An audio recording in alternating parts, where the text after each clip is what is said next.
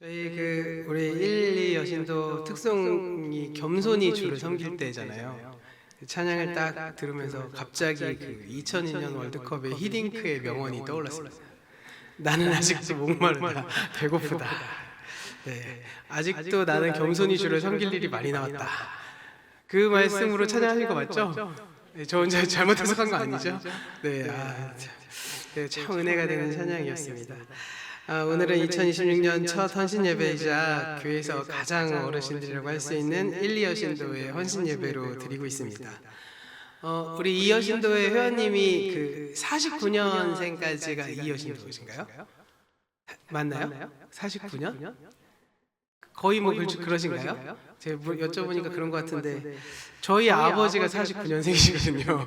그래서 제가 네, 거의 저희 아버지가 이 여시도에 가시면 막내겠구나 이런 생각을 하면서 가장 젊으신 분들이 그 정도니 근데 저랑 제 아내랑 이제 늘 신방을 다니고 집에서 얘기하면서 아니 우리 교회 어르신들은 왜 이렇게 젊어 보이는 거야? 이유가 도대체 뭐야? 막 이렇게 한참 나눈 적이 있었습니다. 정말 진지하게 스트레스가 없는 것인가? 아니면 삶이 행복한 것인가? 이렇게 피부가 너무 좋으시고 보령이 너무 살기가 좋은 건가? 아니면 구호가 만세 보령이라 그런 건가? 이런저런 얘기를 막 이렇게 했던 기억이 납니다. 오늘 처음으로 헌신 예배를 준비하면서 어떤 말씀을 드려야 될까 고민을 좀 하다가 지금까지 기독교의 토대를 만들고 또 제가 또 가장 존경하는 우리 바울 선생님의 고백을 통해서 함께 이 말씀을 나눠보는 게 참 좋겠다라는 생각을 해봤습니다. 이 고린도 전후서는 이 사도 바울이 3차 여행 중에 이 에베소에 머물고 있을 때 고린도 교회에 보낸 편지입니다. 사도행전 18장에 의하면 사도 바울은 제2차 전도 여행 중에 고린도에서 한 1년 6개월 정도를 머물면서 이 교회를 든든히 세웠습니다. 그 바울은 이제 자신이 파송한 안디옥 교회로 돌아간 다음에 바로 연이어서 3차 전도 여행을 시작하는데 이 3차 전도 여행은 좀 특별하게 이렇게 1, 2차와는 다르게 한 곳에 에베소에서 한 2년 3개월 동안 길게 머물면서 이 에베소를 거점 도시 삼아서 이전에 세운 교회들을 하나하나 관리하는 방식으로 3차 전도 여행을 시작했습니다. 바로 그 기간에 고린도 교회에도 이렇게 편지를 보낸 거죠. 그러면서 아주 긴밀하게 고린도 교회 교인들과 연락을 주고받은 것으로 보입니다. 서로 편지를 주고받기도 했고 사람이 직접 오가면서 연락을 나누기도 한 것으로 보입니다. 심지어 바울 자신이 고린도를 다시 방문한 일도 있었어요. 성경에는 드러나지 않지만 이 편지 그래서 이 고린도 전서를 통틀어서 이 고린도 교회와 사도 바울의 왕래가 얼마 정도 될까 했더니 적어도 11번 정도는 있었다. 이렇게 나오고 있는 학자들도 있습니다. 이렇게 이 모든 내용들이 고린도 전서와 후서를 읽어보면 잘 알 수 있는 내용인데요. 이렇게 고린도 교회 그리고 고린도 전후서의 내용을 통해서 바울과 고린도 교회 사이에서 이루어진 아주 긴밀하고 잦은 교류들 속에서 기록된 그 하나님의 말씀이 바로 그 신학적인 정수가 좀 담겨져 있기도 한 것이죠. 그래서 다른 서신서와는 다르게 이런 다양한 경로 속에서 자주 교류가 이루어진 그런 이유는 무엇일까라고 해보자면 아마도 두 가지 의미가 있을 거예요. 한 가지는 바울과 고린도 교회가 그만큼 친밀한 관계였다라는 것이고요. 또 한 가지는 동시에 아주 심각한 문제들이 많이 발생했기 때문에 바울이 그만큼 많이 개입을 한 것이다. 이렇게도 볼 수 있을 것 같습니다. 심지어는 가장 많은 관계를 맺은 고린도 교회에서 사도 바울에 대한 음해가 계속적으로 일어나는 것들이 이제 우리가 말씀을 통해서도 볼 수 있습니다. 그리고 이러한 모든 사건들은 바울이 고린도 교회를 세우고 떠난 뒤에 일어나고 발생됐던 일들로 보여지는데요. 정확히 말하자면 고린도 전서를 써 보낸 이후에 고린도 교회에 바울의 적대자들이 찾아와서 이 바울에 대한 분란을 일으키고 그리고 문제와 갈등을 일으킨 일들로 인해서 고린도 후서에서도 바울이 이제 이야기하는 내용들이 좀 담겨져 있습니다. 가장 많은 적대자들이 가장 많이 바울에게 문제를 삼은 것은 바로 그의 사도적인 자격이었습니다. 그리고 그에 대한 인신공격을 늘어놓음으로써 바울과 고린도 교회의 사이가 점점 갈라지게 되었다는 것입니다. 오늘 우리가 함께 읽어본 이 고린도후서 4장의 말씀은 이 적대자들의 공격에 대해서 바울이 한편으로는 스스로 변호하면서 다른 한편으로는 이러한 곤란한 중에도 자신을 여전히 염려해주는 고린도 교회를 생각하면서 쓴 내용입니다. 고린도후서 4장에서 바울은 자신이 전한 복음과 그 복음을 맡은 자신의 직분에 대해서 말하면서 그 직분을 감당하기에는 자신이 너무나도 열악한 처지에 있었음을 고백하고 그 가운데서 하나님께서 그 하나님만을 바라보는 그 소망과 확신을 피력하고 있는 것이죠. 그런 점에서 오늘 이 시간 이 바울의 고백을 통해 지금까지 이렇게 믿음을 지켜오신 우리 1, 2 여신도 회원님들의 믿음과 소망이 더욱더 굳건하게 세워지기를 주님의 이름으로 간절히 축원합니다. 오늘 우리가 읽은 말씀 첫 절인 4장 7절에서 바울이 뭐라고 말하냐면 우리가 이 보배를 질그릇에 간직하고 있다 이렇게 말합니다. 그렇다면 이 질그릇에 간직된 보배, 그러니까 우리가 그 보화를 질그릇에 간직하고 있다고 말하잖아요. 이게 무엇일까 한번 생각해 보실 필요가 있는데 사실 이 말씀은 그 전절인 6절 말씀에서 그 답이 나옵니다. 우리 6절의 말씀을 화면을 보시면서 우리가 함께 읽어보도록 하겠습니다. 어두운 데서 빛이 비치라 말씀하셨던 그 하나님께서 예수 그리스도의 얼굴에 있는 하나님의 영광을 아는 빛을 우리 마음에 비추셨느니라. 이 말씀을 가만히 보시면 그 보배란 무엇이냐? 예수 그리스도의 얼굴에 나타난 하나님의 영광을 아는 빛이다. 이렇게 말을 하고 있는 거죠. 그렇다면 이 말씀이 가지고 있는 뜻이 도대체 무엇이냐? 예수 그리스도의 얼굴에 나타난 하나님의 영광을 안다. 이 말은 예수님이 곧 하나님이심을 깨달았다. 이런 말씀입니다. 이것은 다시 앞에 나오는 5절의 내용을 부연 설명하는 말씀인데요. 6절 말씀도 그럼 5절의 말씀도 우리가 함께 살펴봐야겠죠? 우리 화면을 보시면서 5절 말씀도 함께 읽어보도록 하겠습니다. 우리는 우리를 전파하는 것이 아니라 오직 그리스도 예수의 주되신 것과 또 예수를 위하여 우리가 너희의 종된 것을 전파함이라. 이 바울이 그가 그 자신을 전하는 것이 아니라 나는 예수님이 우리의 주인이신 것 그리고 그 하나님을 대행해서 하나님 나라를 통치하실 그 주님이 바로 우리 예수님이시라는 사실을 전하고 있다. 이렇게 말을 하고 있는 것입니다. 그것이 6절에서 그리스도의 얼굴에 나타난 하나님의 영광이 나타났다. 이렇게 말을 하고 있고 다르게 설명을 이제 부연 설명을 6절을 하고 그것이 바로 질그릇 속에 담겨져 있는 보화다. 이렇게 말을 하고 있는 것입니다. 그런 점에서 6절에 나오는 예수 그리스도의 얼굴에 하나님의 영광을 아는 빛이라는 이 말씀은 바로 7절에 나오는 보배라고도 할 수 있고 이것을 조금 더 쉽게 설명해 보자면 예수님이 우리의 주님이시라는 그 지식의 말씀이라는 것이죠. 그러니까 이 예수 그리스도의 말씀, 이 하나님의 말씀이 우리에게는 보화고 그 보화는 예수님의 얼굴에 나타난 하나님 나라를 그 통치하는 그 지식의 빛이다. 이렇게 말을 하고 있는 것입니다. 이 말씀을 들은 우리 성도님들의 마음이 어떠신지 잘 모르겠어요. 막 가슴이 뛰거나 아니면 맞지, 막 그렇지 이렇게 생각이 드십니까? 지금 이 말씀을 자세하게 보면 바울은 지금 엄청나게 감동해서 말씀을 전하고 있음을 우리는 알 수 있어요. 예, 사실 우리가 바울 하면 떠오르는 이미지가 도대체 뭘까요? 바울하고 하면 떠오르는 이미지는 우리는 대부분 굉장히 냉정하고 이성적인 사상가이자 전략가의 이미지를 우리가 가지고 있지만 바울 서신의 내용들을 가만히 쭉 살펴보면 가끔씩 이 바울이 편지를 구술하다가 매우 흥분하고 있음을 발견하게 됩니다. 이 구술한다는 게 무슨 의미냐면 우리는 편지를 손으로 쓰잖아요. 근데 이 당시만 해도 편지는 사람이 이야기를 하면 그 글자를 옆에서 서기관이 받아 쓰는 방식으로 편지를 썼습니다. 그러니까 편지의 내용은 거의 대화체인 거예요. 우리는 말하는 거랑 글로 편지를 쓰는 게 상당히 다르잖아요. 그러다 보니까 사람들이 이렇게 뭔가 정중한 이야기를 할 때는 편지를 좀 써라, 글을 써라 이렇게 얘기했지만 당시에는 편지의 내용을 글로 썼다기보다는 사람이 막 말을 하는 걸 옆에서 글을 받아 적은 거죠. 그런데 바울이 막 이 긴 로마서 혹은 고린도 전서 후서 이 말씀을 쫙 말하다가 스스로 너무 감동하고 막 승분하는 거예요. 네, 저도 가끔씩 1년에 몇 번 없지만 막 설교를 하다가 막 흥분도가 막 올라올 때가 있는데 그러면 꼭 실수합니다. 네, 이미 답을 말해버리거나 결론을 얘기해서 막 중간에 꼬이기도 하고 막 되게 그런데 바울 서신이 좀 그래요. 그래서 사실 바울 서신을 공부하다 보면 도대체 이 맥락이 지금 여기 왜 나오는 거지? 막 이렇게 갑자기 생뚱맞게 딱 나오는 장면들이 계속 나오거든요.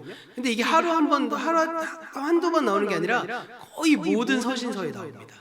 그러니까 이것은 이제 제가 어렸을 때 저희 이제 원로 목사님께서 이렇게 설교를 꼭 하시면 설교 때마다 예수님의 구원 사건을 언급하실 때마다 항상 눈물이 고셔서 막 목이 메셨거든요. 울컥하시는 거예요. 그런데 그 울컥하는 것을 이렇게 학생 때 제가 앉아서 들으면 저 몇 번이나 말하는데 말할 때마다 저렇게 맨날 울컥하고 맨날 저렇게 막 말을 못 잊죠. 왜 이렇게 왜 저러는 거야? 막 이렇게 이런 생각을 했는데 바울이 그 은혜에 너무너무 지금 감격하고 있다는 거예요. 그런데 사실은 우리에게 지금 우리가 함께 살펴본 이 내용들, 이 고백은 사실 우리에게 너무나도 익숙한 내용이기 때문에 그 익숙한 내용이 우리 안에 막 나오는 이 말씀이 막 드러나는 이 말씀이 그냥 그래 그렇지 하나님 그런 분이지 우리 예수님 그러신 분이지 라고 생각할 수 있겠지만 그런데 이 바울에게 있어서는 이것이 엄청난 감동이었던 거예요.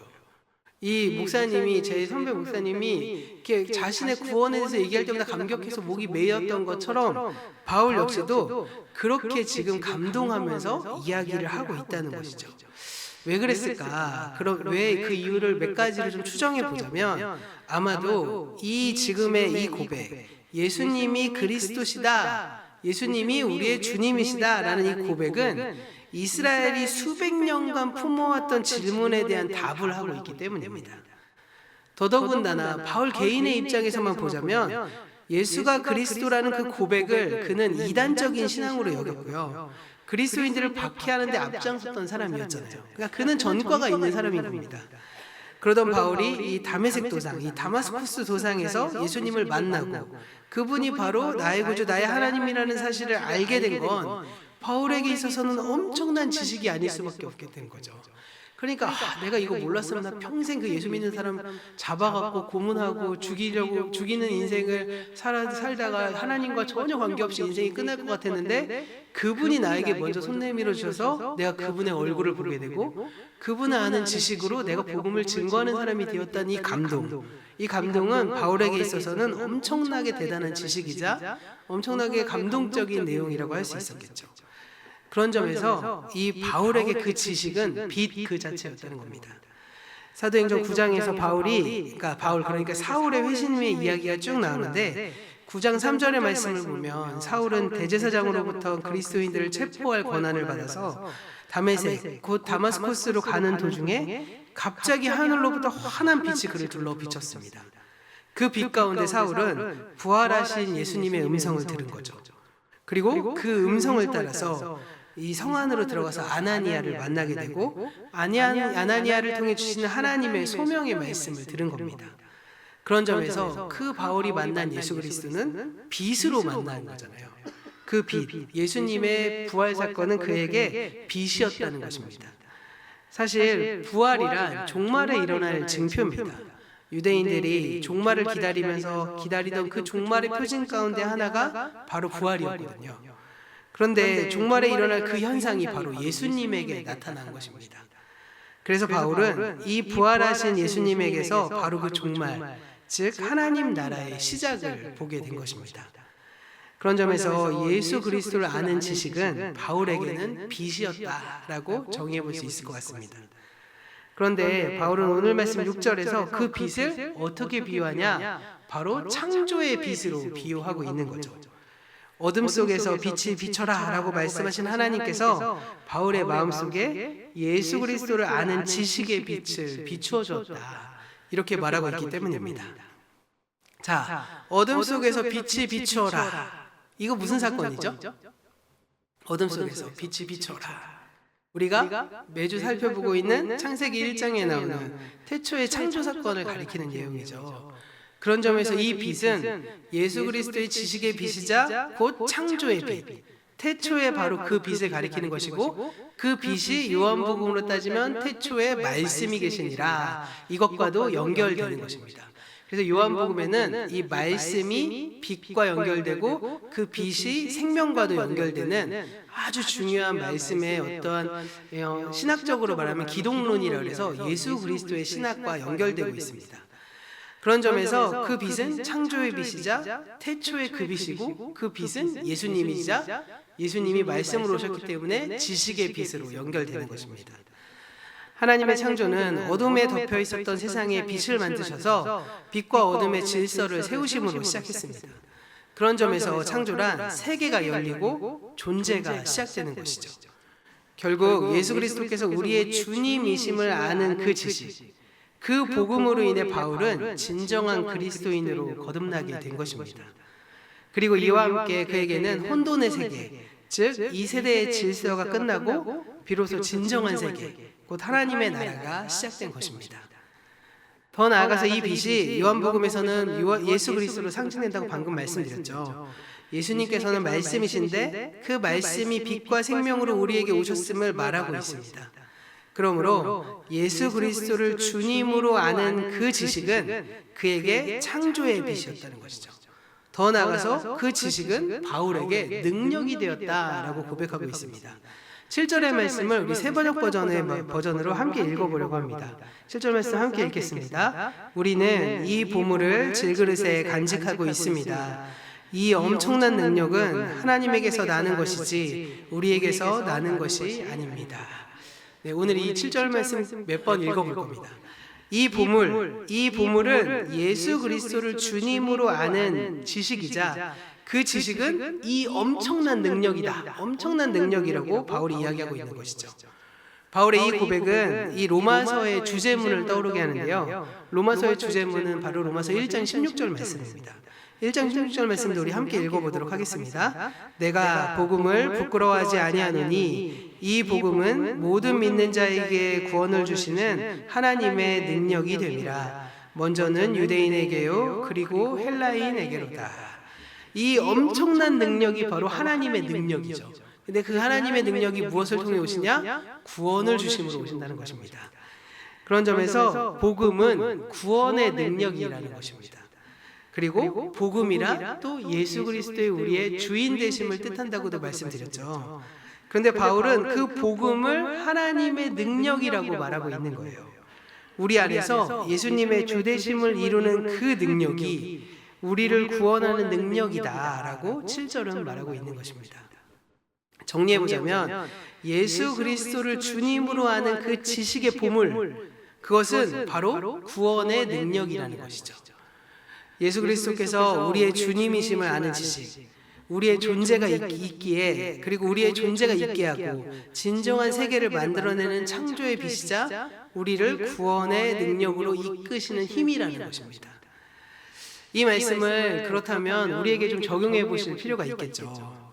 과연 나에게는 이러한 지식이 있는가? 내가 알고 있는 이 구원이 그냥 단순히 죽어서 천국 가는 정도의 능력이 아니라 이 엄청난 능력이다라고 말할 정도로 감격스러운 능력과 힘을 가지고 있는가? 이것이 우리에게 굉장히 중요한 일입니다.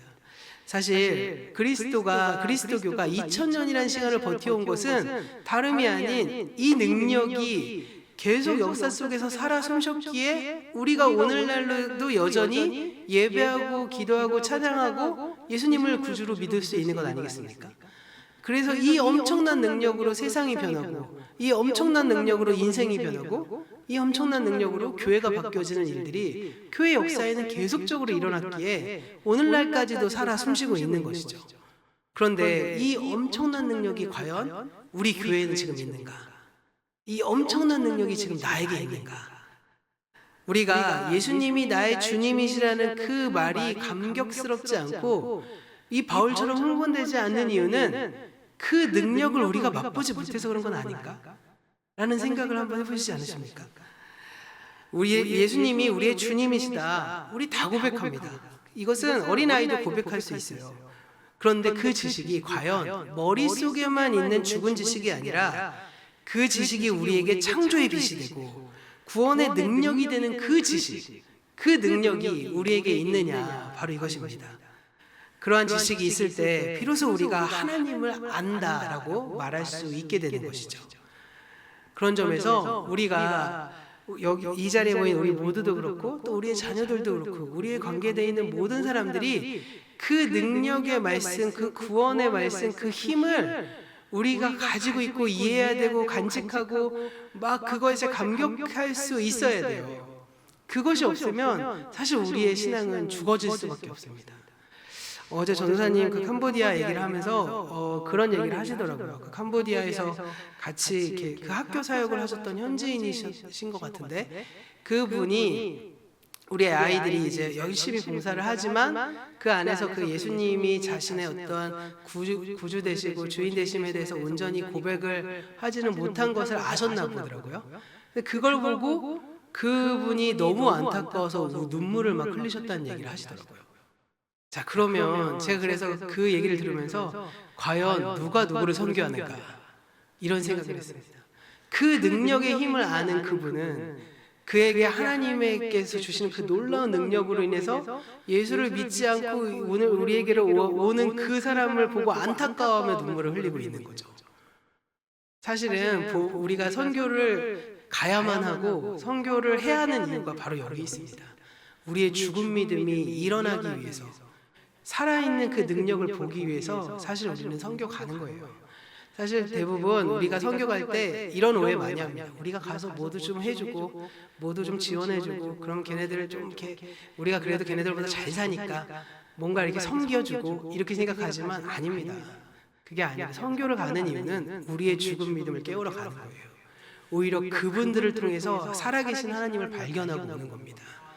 그런 점에서 저는 개인적으로 우리 장년들도 함께 언젠가는 곧 이런 시기에 같이 함께 선교를 갔으면 좋겠습니다. 그래서 갑자기 분위기가 싹 쌓이지는데요. 네, 정말 선교다운 선교를 한번 하시면서 하나님의 살아계심을 막 누리고 느끼고 오셨으면 좋겠어요.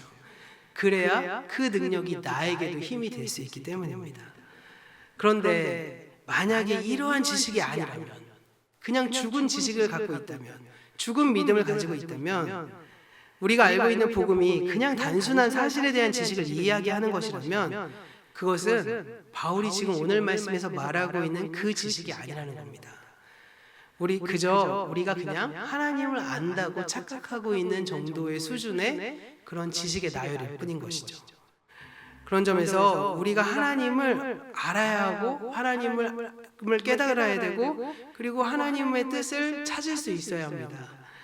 예언자 호세아는 호세아 6장 3절에서 이스라엘 백성들에게 이렇게 촉구합니다. 우리 화면을 보시면서 이 말씀 함께 읽어보도록 하겠습니다. 그러므로 우리가 여호와를 알자, 힘써 여호와를 알자. 그의 나타나심은 새벽별빛같이 어김없나니 비와 같이 땅을 적시는 늦은 비와 같이 우리에게 임하시리라 하니라. 아멘. 여호와를 힘써 알아가는 것, 그 여호와를 알아가는 것이 나에게 힘이라는 것을 깨닫는 것, 이것이 우리가 가지고 있는 최고의 능력이 된다는 것입니다. 그리고 그 능력이 유지되셔야지만 사실 우리의 자녀들이 우리 엄마 아빠는 예수님 믿는 것 같은데 뭐지 이렇게 생각 안 하고 뭔가 있긴 있어. 우리 부모님도 우리 엄마 아빠 예수 믿는 거 보니까 그분이 살아계신 하긴 한 것 같아. 이 정도의 능력은 우리에게 보여줘야 되지 않겠습니까? 그리고 더 나아가서 이게 점점 확장되어서 우리의 자녀들뿐만이 아니라 우리 주변의 사람들이 대천장로교회를 보니까 그래 신이라는 분이 계시긴 한가 보다. 이 정도 인정은 돼야만 한다는 것입니다. 그러기 위해서는 살아계신 그리스도를 아는 그 빛이 우리에게 비치고 우리가 반사체가 되어서 세상에게 비춰져야 하는 것이죠. 그것이 바로 우리의 사명이라는 것입니다. 그리고 이것이 바로 바울에게는 보화다 이렇게 말하는 것이죠. 우리가 누군가에게 복음을 전할 때도 마찬가지입니다. 복음을 전할 때 복음을 그냥 세일즈 하듯이 막 전하시고 빌듯이 복음 전하시면 안 돼요. 누가 보화를 막 그냥 막 전해요. 그렇죠? 예, 오히려 아주 당당하게 하셔야 돼요. 너희의 생명, 너희가 가고 있는 그 생명의 길을 나는 아는데, 아유, 너는 안타깝게도 그걸 모르니. 이런 안타까운 마음으로 복음을 전할 수 있어야 되는 것입니다. 그런 점에서 바울의 지식은 결과적으로 너무나 당연하게 그의 사명이 되었습니다. 다메섹으로 가는 길에서 만난 부활하신 예수님께서 스스로 주님으로 계시하면서 예수의 이름을 전하는 사명을 바울에게 맡겨주셨기 때문입니다. 그런데요, 안타깝게도 또 놀랍게도 바울의 사명은 고난과 함께 주어졌습니다. 사도행전 9장 15절과 16절에서 하나님께서 아나니아를 통해서 바울에게 사명을 주실 때 앞으로 이 사울이 많은 고난을 당하게 될 것이다 라고 예고하셨습니다. 그 예고처럼 바울은 지금 엄청난 고난과 고통 속에서 그의 사명을 이어갔는데 그 고난의 목록이 오늘 우리가 읽어본 말씀 그 다음에 나오는 11장 23절 이하에 자세하게 나열되어 있습니다. 뿐만 아니라 바울에게는 육체의 가시도 있었습니다. 그건 역시도 같은 고린도서 12장 7절 말씀에 나오는데요. 그 육체의 가시가 무엇인지 우리는 정확히 알 수는 없지만 무엇인가 계속되는 고통 속에서 바울의 사역에 엄청난 장애 요인이 되지 않았을까라고 보여집니다. 그에 더해서 오늘의 말씀을 기록하고 있는 당시 바울의 상황, 이 고린도 교회에 출연한 적대자들로 인해서 그리고 그를 동조하는 동조자들에 의해 사도적인 정당성과 이단성 시비에까지 직면해 있었던 것이 바로 사도 바울의 상황이었던 것입니다. 그야말로 바울은 사면 초과에 빠져 있었던 것이죠. 바로 이런 상황을 가리켜서 바울은 오늘 말씀 7절에 보배가 있긴 있는데 그 보배가 어디에 담겨 있다고요? 질그릇에 담겨져 있다. 이렇게 말을 하는 것입니다. 그렇다면 여기서 질그릇의 비유가 의미하는 바가 무엇이겠습니까? 우리가 비유를 해석할 때 그 비유가 놓여있는 문맥에 따라서 비유의 포인트를 정확히 찾아내는 것이 중요한데요. 질그릇에 대해서 여러 가지 특징들이 고려될 수 있겠지만 오늘 말씀에선 질그릇이 깨지기 쉽다는 점이 부각되고 있는 것 같습니다. 질그릇 자체가 깨지기 쉬운 그릇인데 바울이 처해 있는 고난의 상황은 이러한 깨지기 쉬운 질그릇의 상황이 아주 극대화되는 그런 상황 속에 놓여 있던 것이죠. 사실 질그릇도 가만 내버려두고 안전한 곳에 보관하면 안 깨집니다. 그런데 지금 바울의 상황은 막 좌우를 누가 흔들어대고 막 밀어대고 그리고 압력이 엄청나기 시작하고 그 내 안에서 가시가 막 나오고 수많은 고통과 고난 속에 버려지고 흔들려지고 엄청난 아픔이 있는 상황이었다는 것입니다.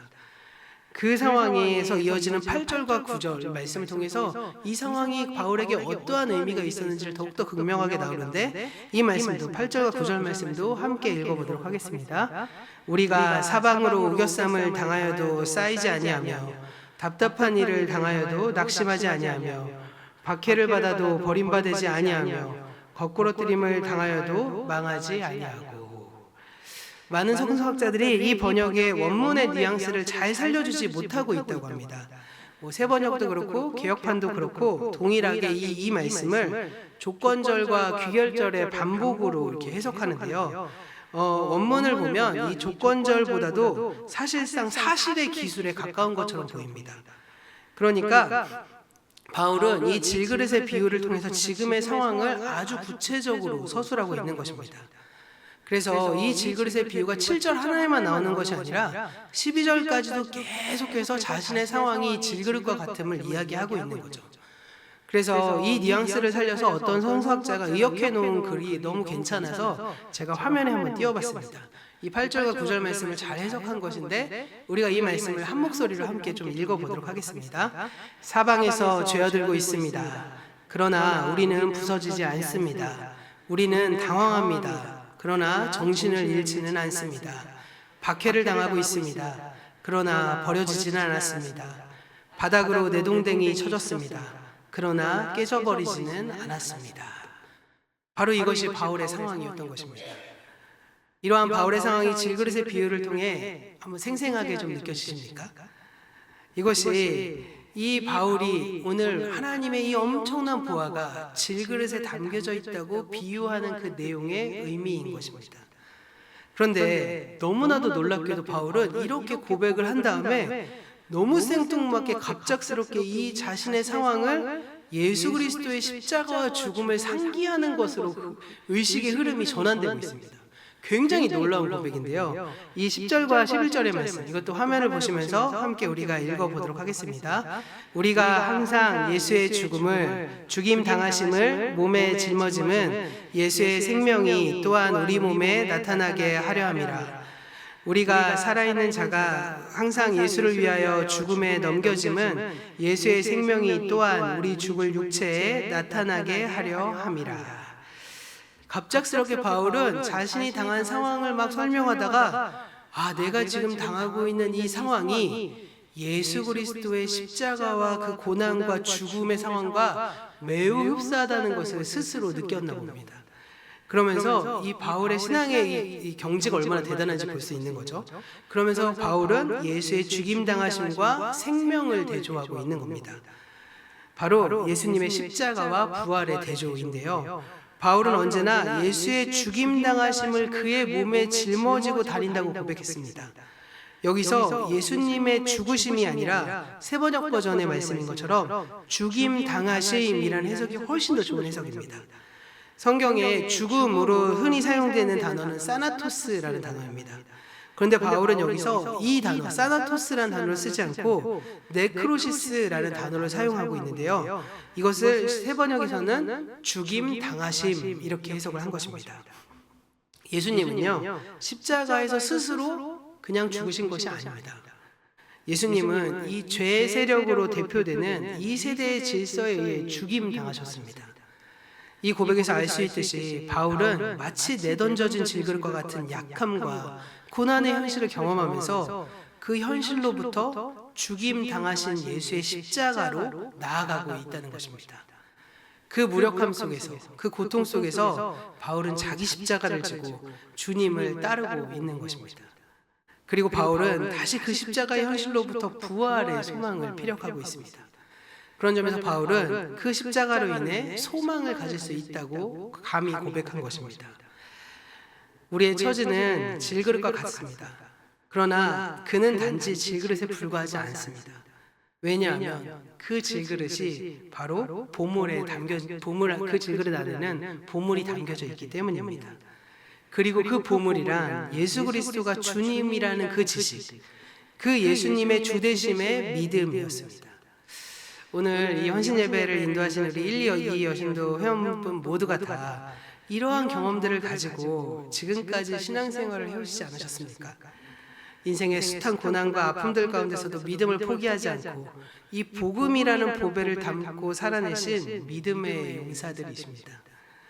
이 자리에 모인 우리 모두도 마찬가지죠. 그 믿음을 전수받고 우리 시대에 맞는 믿음을 경험하면서 그 지식을 공유하고 있는 사람들입니다. 그 믿음의 보물, 그 지식의 보물로 인해 우리는 비록 질그릇 같을지라도 그리고 흔하고 천한 질그릇에 불과하지 않다는 것입니다. 왜냐하면 우리는 보물을 담고 있는 질그릇이기 때문입니다. 그런데 왜 하필 그 보물이 질그릇에 담겨졌을까요? 오늘의 본문인 첫 절은 그 7절의 말씀을 다시 한번 우리 세번역 버전의 말씀으로 함께 읽어보려고 합니다. 화면 보시면서 7절 말씀 함께 읽겠습니다. 우리는 이 보물을 질그릇에 간직하고 있습니다. 이 엄청난 능력은 하나님에게서 나는 것이지 우리에게서 나는 것이 아닙니다. 이 7절 말씀은 두 문장을 이렇게 병렬로 해놓은 것인데요. 헬라어 원문으로 보면 두 번째 문장은 첫 번째 문장의 결과로 해석됩니다. 우리는 보물을 질그릇에 간직하고 있는데요. 그러한 우리 상황을 통해서 우리의 능력이 아닌 하나님의 능력이 임할 것이다 라고 말을 하고 있는 것입니다. 우리가 깨지기 쉬운 질그릇으로서 그 연약함을 극대화하는 위태한 상황에 처해 있지만 하나님께서는 그것을 우연으로 또는 비극으로 내버려 두시는 것이 아니라 이러한 우리 상황을 통해 그분의 능력을 오히려 드러내 주실 것이라는 뜻입니다. 오늘 말씀을 마무리하면서 우리의 삶을 한번 돌아보시기를 바랍니다. 이 세상을 살아가면서 매일 우리는 정신적이고 육체적이고 그 수많은 연약함으로 인해서 또 마음이 닫혀있는 사람들과의 관계적인 부분, 사회적인 부분, 문화적인 어떤 굴레, 차별 이것으로 인해 하루하루 괴롭고 힘든 세상을 살아갑니다. 그래서 우리의 그 아픔, 그 고난이 질그릇과 같이 깨어지기가 너무나도 쉬운 상황 속에 처해 있기도 합니다. 그러나 우리의 연약함이 그 연약함 속에 주님의 보화를 담고만 계시다면 이제 하나님께서 우리를 통해 그분의 능력을 나타내실 것입니다. 또한 우리가 그 주님의 말씀에 순종해서 예수 그리스도를 통해서 그 고난과 죽임당하는 일이 우리의 삶 속에 일어나기 시작했을 때 바로 그 순간을 통해서 그리스도의 부활 생명이 우리에게 나타날 것입니다. 사도 바울의 고백처럼 우리도 이런 고백을 했으면 좋겠습니다. 우리도 종종 넘어집니다. 그러나 아주 쓰러져 버리진 않습니다. 넘어질지라도 일어나서 다시 걸어갈 것입니다. 우리도 종종 지쳐서 가던 길을 멈출 때도 있으실 것입니다. 그러나 우리는 거기에서 포기하진 않을 겁니다. 잠시 쉬다가 또 다시 출발할 겁니다. 하나님께서 우리의 연약한 가운데 그분의 능력을 보여주실 것입니다. 고난과 죽임당하심의 현실 속에서 다시 살아나는 능력을 우리에게 보여주실 것입니다. 그러한 믿음으로, 그러한 소망으로 우리의 삶이 질그릇과 같을지라도 보물을 간직한 질그릇이라는 자부심과 소망으로 살아가는 우리 귀한 1, 2 여신도 회원님들과 사랑하는 모든 성도님 되시길 소원합니다. 제가 전도사 때 저한테 되게 강렬하게 남았던 사건이 하나 있는데 그때 담임 목사님께서 늘 말씀하셨거든요. 우리 1, 2 여신도 회원들 정도 되시는 분들에게 맨날 기도하시라고, 예배드리다가 하나님 전에 가게 해달라고 기도하시라고. 그들이 아멘 아멘 하셨는데 정말 깜짝 놀랍게 예배드리다가 어떤 권사님이 갑자기 팍 쓰러신 거예요. 그래갖고 막 119 부르고 난리가 났거든요. 그래서 우리 그 목사님이 멘트가 바뀌었습니다. 집에서 예배드리다가 가게 해달라 이렇게. 그 뒤로 저는 그것을 보면서 이게 굉장히 무섭다. 저는 그렇게 기도합니다. 우리 1, 2 여신도 회원님들 집에서 예배드리는 게 아니라 평생 예배드리시고 만세 보령에서 항상 하나님과 동행하시다가 주님 부르실 때 기쁨으로 하나님과 동행하시는 1, 2 여신들 되시고 또 우리 믿음의 성도님 되시기를 주님의 이름으로 간절히 축원합니다. 기도하겠습니다.